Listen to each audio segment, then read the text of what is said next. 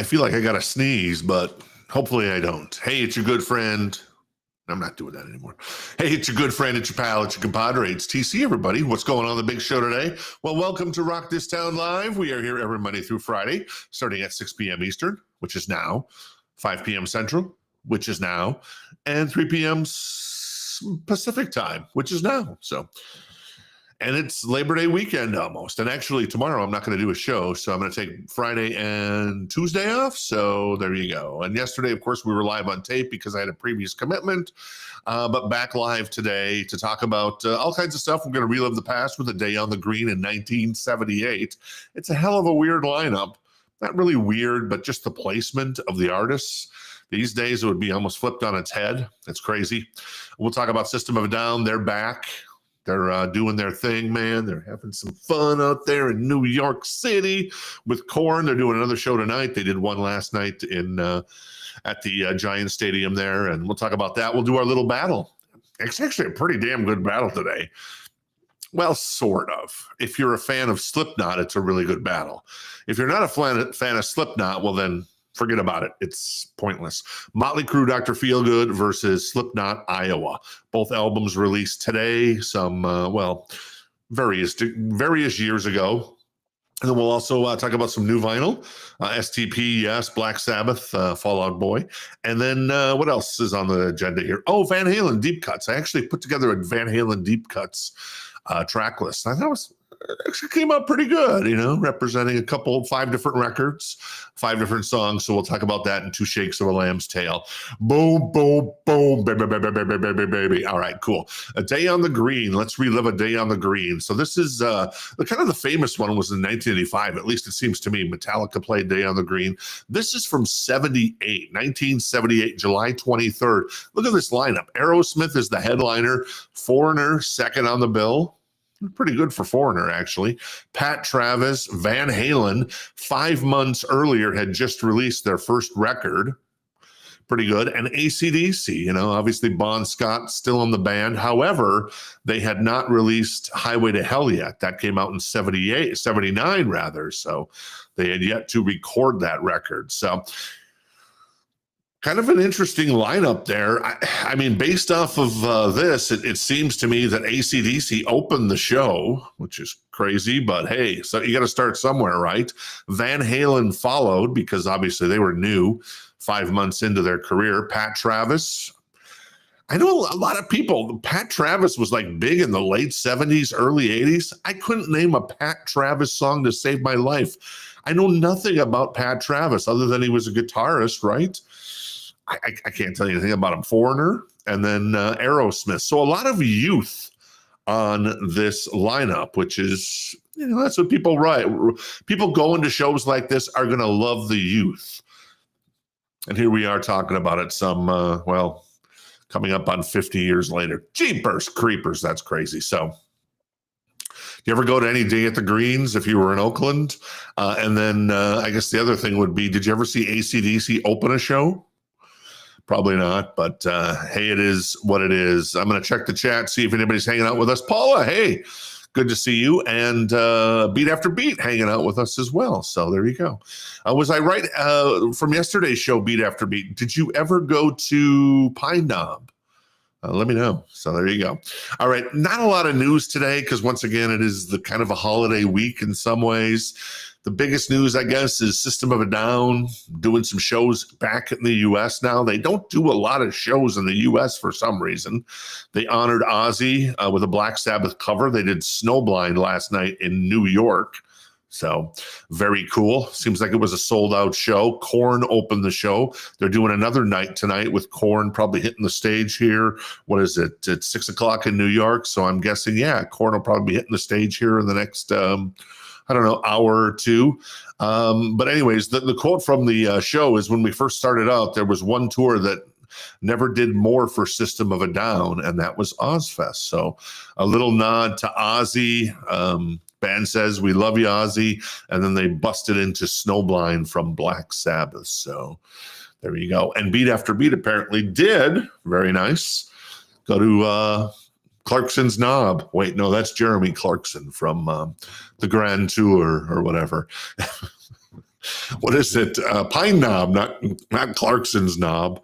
Anyway, so there you go. All right, let's get to our bundle right away today. Our bundle. What the hell is that bundle? Our battle. So I don't know if anybody is a Slipknot fan. Obviously, if you want to leave a comment in the chat, that's cool, or leave a comment after the fact, it's cool. But which record would you rather listen to? If you were stranded on a desert island, I suppose, and you could only listen to one record a day, but it was a new record every day. These are the two biggest albums that I found out there that were released on August 28th.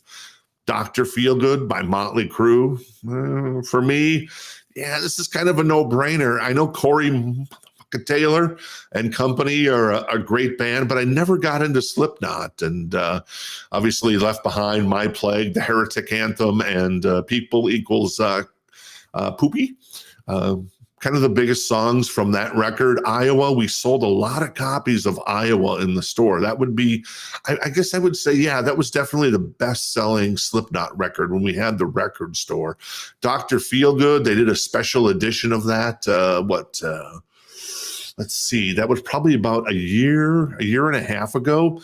We couldn't keep that in stock, man. That Dr. Feelgood is one of those records that is always out of stock. Maybe because it was released in 1989, and printing vinyl, if you want an OG copy of that record, it is hard to find on vinyl. So everybody's always buying these records. Now it's kind of weird, but the Motley Crue catalog kind of does sell, even though they've put out a lot of greatest hits records as well. So I think that's the weird thing with Motley is, or just maybe the good thing for Motley, is that maybe young people, because I know Casey, Amanda, Audrey all loved Motley Crue, and these are all young ladies under 25 who worked in the store. So maybe it's like, hey, we're maybe not going to buy the original albums, like the big five records, the first five, but they'll buy the greatest hits. Though Audrey, I think, did buy Dr. Feelgood, and maybe Girls, Girls, Girls. And I think Theater of Pain, even though I kind of crap on Theater of Pain a little bit, people love that record because of the Home Sweet Home. Maybe that's where you got to have the chicks, man. And the chicks love, am I right or am I right? The chicks love the song Home Sweet Home. So, but anyways, obviously produced by Bob Rock, who had been working as an engineer for quite some time with artists like Loverboy and some other Canadian artists as well. And then he kind of went big time and went supernova with this record from Motley Crue. And then, of course, Metallica hired him to do the Black Album, and the rest is history there. Dr. Feelgood, Kickstart My Heart, Without You, Don't Go Away Mad. To me, definitely the best record. You know, Nikki Sixx and Mick Mars did the primary songwriting on all of the Motley Crue records, it seems. So we can thank Nikki and Mick for the way this record sounded. And I know that Tommy wanted to have the drum sound on this record sound like God of Thunder from Kiss. And I think they definitely pulled that off. It definitely has the vibe, especially the title track, man. Dr. Feelgood, man, that thing just comes in hard. And obviously, brain fart. MTV playing the hell out of that video with the little driving in on the desert, and then there's the big tent, and he's the one they call Dr. Feelgood. So there you go. All right, cool. Beat After Beat says, Dr. Feelgood beats Iowa for sure. Very nice. Paula is all in on Motley Crue. Dylan, hey Dylan, how you doing? All in on Motley Crue as well. And Susanna, very nice. Hey Suzanne, not Susanna, sorry. All in on Motley Crue. So there you go. That is like that's like 5-0. In fact, I'm sure Jen would be like 6-0 here. So I don't know. That's it seems like a no-brainer, at least with this particular audience, you, me, anybody else hanging out with us, and then of course the old school audience at Rock This Town Records on Facebook and other places. But yeah, I would definitely go Dr. Feelgood. It's a great record, and I think Bob Rock does an amazing job on that record. Slipknot, I know it's highly regarded, but I just don't know it that well.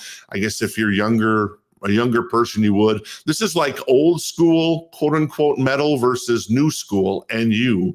school metal, ironically. So there you go. That's the battle of August 28th. There's so much bad information when it comes to release dates. I saw somebody on Facebook posted, what was it, 3 days ago? Hey, it's Metallica. It's And Justice for All's anniversary date of August 25th. No, it didn't come out August 25th. It came out in September. So, but yeah, that's what you get with, unfortunately, social media these days. A lot of uninteresting things. Hey, Dee Dee, good. Thanks for hanging out with us. Dee Dee is all in on Motley Crue as well. So very nice. And then what is it? Whoops, where'd I go there? I lost my, that's what I'm trying to do.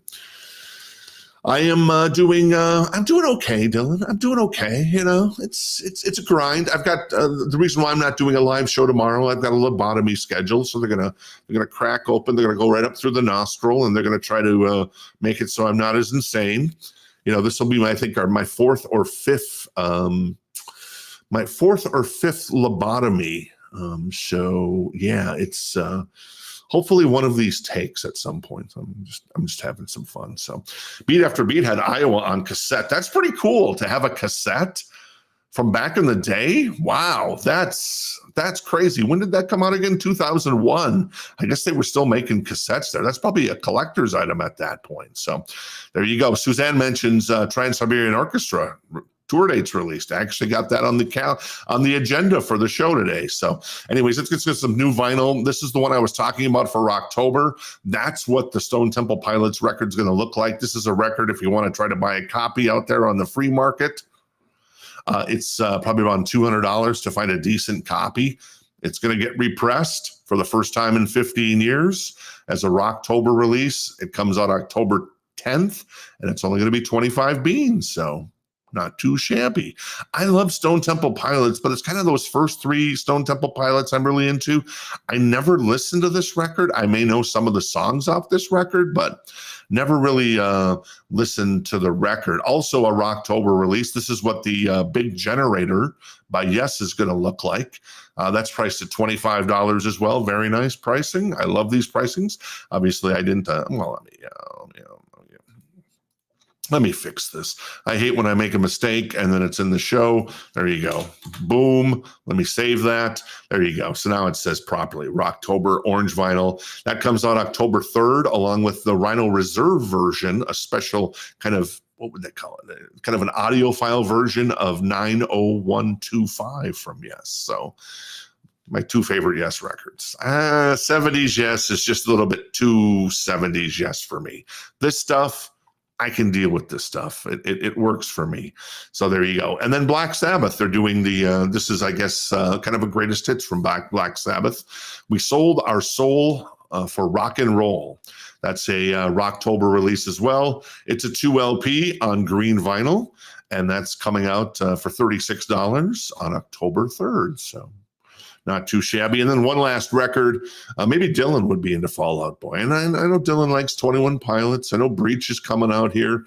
But From Under the Cork Tree? Maybe. No, Dylan? Maybe not. 20th anniversary edition. It's on kind of almost like a green tree vinyl in some ways. That comes out October 10th, and that's $29. So not too shabby. So that's kind of the all new, the new releases. Like I said, not a lot of announcements this week other than the Rocktober stuff, which hasn't been really officially announced. Rhino tends to kind of trip over their own feet. They kind of announce it once Rocktober, or October, I guess I should say, starts. So that's kind of the weird thing about the way Rhino does these reissues for Warner Brothers. So there you go. And I'm just going to call them Warner Brothers because Warner Brothers, everybody knows Warner Brothers. I know it's Warner Music, but it's Warner Brothers. Let's just call them that. We're going old school, baby. The Batman movies, The Dark Knight, it's Warner Brothers. You see the insignia. Is it insignia? Yeah, the little shield with the WB on it. So there you go. All right.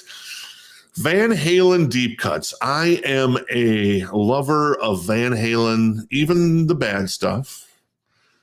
And there was a little bad stuff, Diver Down is a little sketch. And I'll say that Gary Cherone record is, but, still I love it because why? Eddie's on the records and Al is on the records. So those two guys, fantastic. So I came up with my opinion, the best deep cuts. If you're a Van Halen fan, these are 5 songs that I think maybe check out if you've never checked them out. So number 5, Source of Infection.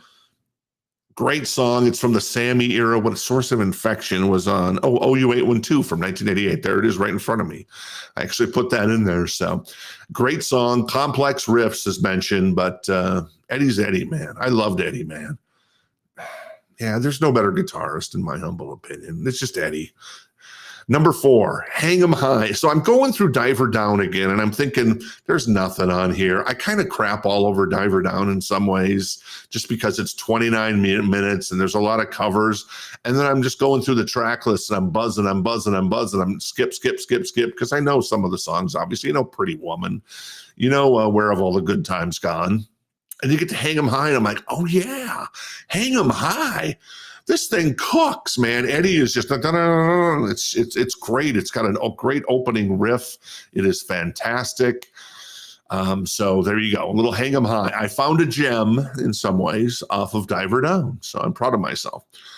I'm the One from Van Halen 1 is one of my favorite songs of all time. Maybe it's a deep cut. Maybe it's not a deep cut. I mean, it's like the first Boston record. There's really no bad music on that record at all. There's nothing you would skip. And I'm the One is just, it's just so good. So there you go. Number 2, I've got on my list, I got Fools. I Live with Fools. I love that lyric from David Lee Roth. Kind of experimental, women and children first record. The Brown sound is kind of starting to appear. And then obviously it does fully with Fair Warning. So great stuff. And then number 1 for me is Drop Dead Legs. I used to say maybe Top Jimmy, which is great. Shout out to Top Jimmy Lewis. And then House of Pain, I always loved. Girl Gone Bad is an amazing song. But it's actually kind of cool to see David Lee Roth, who's touring right now, doing Drop Dead Legs. Because it's a great song. It's a funky riff. A lot of people love that. That whole album is fantastic in my humble opinion. From Jump all the way to House of Pain. It doesn't get any better than that in my mind with Van Halen, because that's when Eddie's kind of in his prime. Yeah, the rawness of the early stuff is amazing. Fair Warning is great. But once you get everything kind of just shines on 1984 and then to a certain degree on 5150. I could have listed the song 5150, which is one of my favorite Van Halen songs. It's probably a top 5 song for me. And that's a bold statement considering how many good songs Van Halen has. So there you go.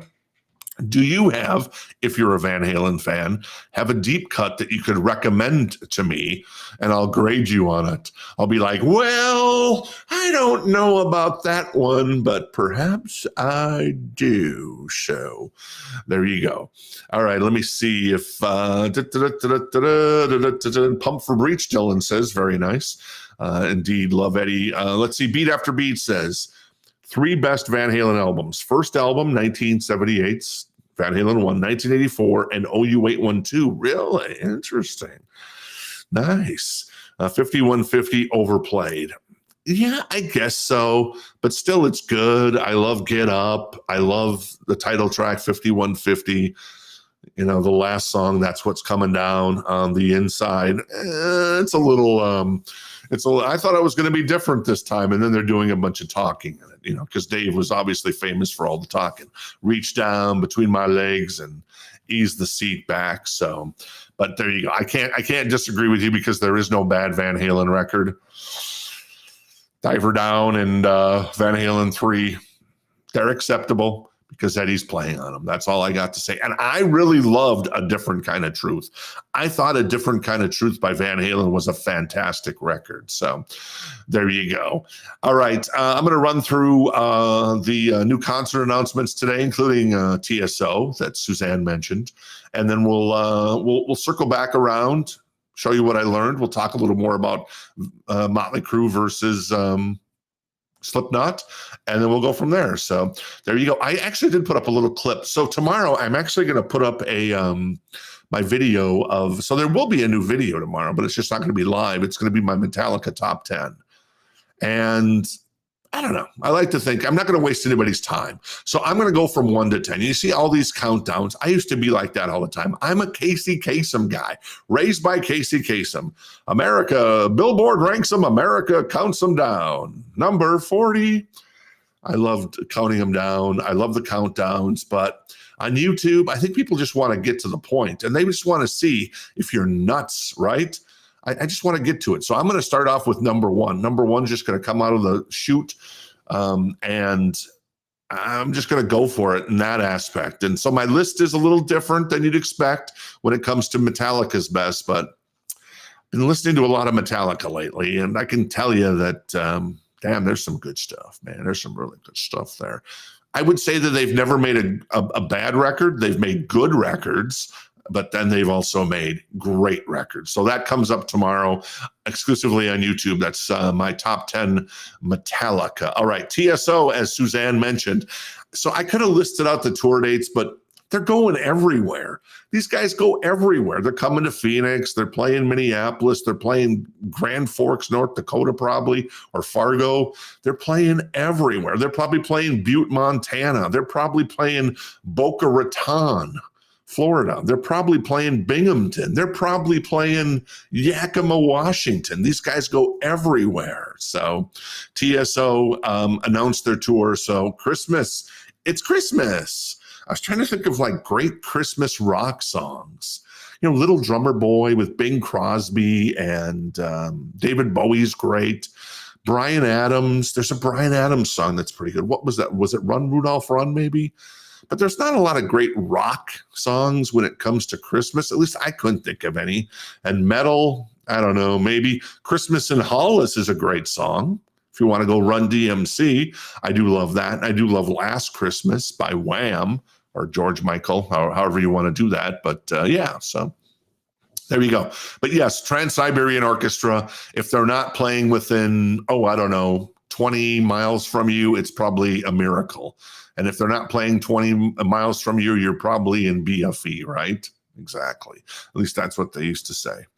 I'm not sure if that's a politically correct term anymore, but that's what they used to say. So there you go. Yes, they are always in Detroit. They're always everywhere because it's Trans-Siberian Orchestra, and they fill out. I mean, they're doing 2 shows a night, a 3 p.m. show and a 7 p.m. show in most cities. So it's like, what, 50, 60 tour dates? So it's like 120 shows. What's that? It's probably close to 60 tour dates, right around there, 50 to 60 different cities. I think they used to have two different versions going as well. So, there's one Trans-Siberian Orchestra that's on the East Coast and another one that's on the West Coast. So I don't know. I don't know. Whatever. Mudvayne out on tour. They actually released their first new song in 16 years today. I haven't had a chance to listen to it, but Mudvayne, what was it? Music on Vinyl did reissues of the Mudvayne records, kind of the big Mudvayne records, and we sold the hell out of those things when we had the record store. But they've got a tour with Static X, of course. Static X, famous. So that's actually 25-year anniversary of Wisconsin Death Trip, and their tour starts in September in Iowa. All right. Speaking of time, everything comes back together. We got Slipknot, Iowa versus Dr. Feelgood today on August 28th, the anniversary of both records. And the first 2 dates on the Mudvayne tour with Static X is Dubuque and Waukee. Is it Waukee? I don't even know where that is in Iowa. Anyways, and they're going to Chicago, Milwaukee. Very nice. Little Ohio action. Let's see. Beat after beat. Are they coming to see you? Oh, Phoenix, Paula, Dylan. Boom. Jen and I, we could go see him in Phoenix if I wanted to. Let's see. Where else? Michigan. Is there a Michigan date? I don't see any Michigan dates. You're out of luck. You're SOL, buddy boy. Beat after beat. Going to be crying in his beer tonight. Or his whiskey. Whiskey. Everybody loves the whiskey. All right, Firehouse. Let's see. What are they doing? Oh, they're out on tour. This is in the Lacrosse Center. which is, I'm guessing, La Crosse, Wisconsin. I've been to La Crosse before. So I used to live up in Minneapolis, St. Paul, and Def Leppard on the 7-day weekend tour, which was the Adrenalize tour, the Let's Get Rock song, which I loved Leppard, my favorite band of all time, but Let's Get Rocked. I never need to hear that song ever again. It's a song that's not stood the test of time. Though when they play it live, I'm like, okay, it's still pretty good. But yeah, anyways, Firehouse and Warrant playing La Crosse, Wisconsin, if you're up in that area. So La Crosse. So me and my buddy went down to La Crosse, and we got into town early. I mean, really early. So we went and saw A League of Our Own that had just come out, I think, probably about 2 months earlier. With Tom Hanks, No Crying in Baseball. Gina Davis is in that. Madonna, Rosie, as what was it? Howard Stern would call her. Rosie Pumpkinhead O'Donnell's also in it as well. So there you go. Good movie. Lori, somebody's in it. I forget who plays Gina Davis's sister. And there's some other people in there as well that you'd recognize. But yeah, it's a good movie. I don't know if that movie stood the test of time, but it's a pretty good movie. And then me and my buddy that night then went and saw Def Leppard. I don't think there was an opening act on the Def Leppard tour in 1992 for Adrenalize. I think it was just like billed as an evening with Def Leppard, and got a chance to see Vivian Campbell, who had obviously joined the band. Very recently when they had the Freddie Mercury tribute. He joined the band just before then. And then, so that was pretty cool. And Vivian's still in the band 33 years later. Go figure. How about that? I guess stability is a wonderful thing. So there you go. Also, Rat out on tour. Some of these dates have obviously passed. The one in Michigan, Beat After Beat, Illinois, and North Dakota have passed. However, Anaheim, if you're going to go see Rod Carew and Reggie Jackson at the Big A in Anaheim, or Mike Trout and Tim Salmon, the fish guys, I don't know is Mike Trout. Is Mike Trout still a Los Angeles Angel of Anaheim or whatever they're called these days? Anyways, guy's going to be in Anaheim, also in Washington. Very nice. St. Louis. I've never been to St. Louis. Been to Kansas City a lot. Never been to St. Louis. Though I feel that I've been to St. Louis because I have watched Vacation with Chevy Chase. When they go into St. Louis under the Golden Arches or the Golden Arch, I guess it is, and then get lost and then get their hubcaps boosted. So there you go. St. Petersburg. I know that Beat After Beat once robbed a bank in St. Petersburg. I myself have robbed a bank in St. Petersburg. So Beat After Beat, we have that in common. Not at the same time. I think Beat After Beat was probably there in 91, and I robbed my bank in 92, I think. So I think that's what the timeline was. At least I think that's what I remember he telling me. Paula actually might have robbed a bank in St. Petersburg as well. So I don't know why I always say that. It's a Reservoir Dogs thing. If you've ever seen that Quentin Tarantino movie, and now if you see it, you'll be like, St. Petersburg. You ever robbed a bank? I don't care if you robbed a bank in St. Petersburg. Anyways, Cancun, Mexico, and Las Vegas for a little Warren DeMartini and Stephen Piercy. So there you go. Not too shabby. Hey, if you're digging the show, I'd appreciate it if you smash the like button, smashy. And of course, make sure you like the show on the YouTube of Love. Let's recap what we've learned today. We've learned that the 1978 lineup of A Day on the Green was weird, with AC/DC opening, Van Halen, the next band, because Van Halen 1 had just been out only 5 months. Then Pat Travis, Foreigner, and Aerosmith headlining. Aerosmith headlining makes pretty cool. All young bands at the time. What is that? Almost 50 years ago? So yeah, all these bands were like in their 20s. So that's crazy. We also learned that no one has voted for, at least up until this point, Iowa as the best record to have come out on August 28th in the history of the world. Everybody is all Dr. Feelgood. You're the one That's not the right song. I'm the one. I don't know lyrics that well. You asked me to play the Mick Mars guitar parts. I can do that. I don't know the lyrics to any of these songs. But anyways, I don't even know the lyrics to the damn choruses. So that's my problem. I always pay attention to the guitar parts and the music parts, but not so much the lyrics. But anyways, Dr. Feelgood is crushing Slipknot's Iowa at the moment, but Iowa is the state of the day because Iowa has, let's see, Jen and I went on a tour of Iowa one time. We drove down to Iowa from Minneapolis, and we went to Bridges of Madison County, Clint Eastwood in the house. Respect to Clint Eastwood. And then we also went to Bob Feller Museum. It was okay. You know, Bob Feller, the Hall of Fame pitcher with, the Cleveland Indians, or now the Cleveland Guardians, whatever. And then, what else was there? Oh, we went to Field of Dreams. Very nice. We had a catch. Jen and I had a catch. Jen and I used to play catch a lot just to kind of get out of the house up in Minnesota.